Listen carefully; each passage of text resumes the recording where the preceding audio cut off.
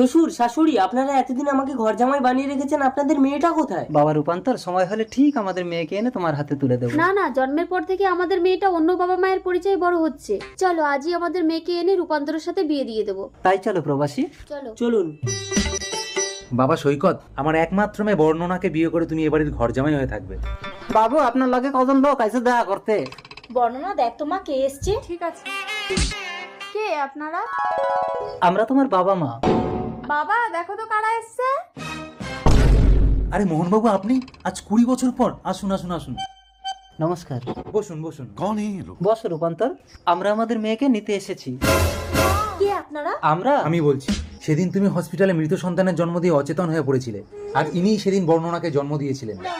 Doctor এসে বলল, জ্ঞান ফিরে তুমি যদি মৃত সন্তানকে দেখো তাহলে তোমাকে আর বাঁচানো যাবে না। তখন আমার কান্না শুনে এই দেবী নিজের সদ্যজাত সন্তানকে তোমার কোলে তুলে দিয়ে এতকাল বুকে পাশান চেপেছিল।